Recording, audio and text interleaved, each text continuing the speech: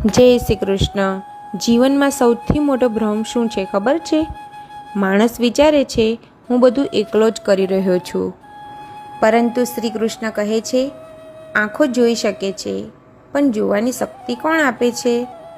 કાન સાંભળી શકે છે, પણ જીવનની ચેતના કોણ આપે છે? માણસ આખી જિંદગી પૈસા, નામ અને સફળતા પાછળ દોડતો રહે છે, પણ પોતાની અંદર રહેલા આત્માને જ ઓળખતો નથી. એક દિવસ જો મોબાઈલ બંધ થઈ જાય તો માણસ ગભરાઈ જાય છે, પણ જે આત્મા આખું શરીર ચલાવે છે તેને જ માણસ આખી જિંદગી ભૂલી જાય છે. યાદ રાખજો, સૂર્યનો પ્રકાશ હોય, શરીરની શક્તિ હોય કે સફળ થવાની બુદ્ધિ, બધું ભગવાનની કૃપાથી જ મળે છે. તેથી ક્યારેય અહંકાર ન કરશો, કારણ કે સમય અને જીવન બદલાતા વાર નથી લાગતી.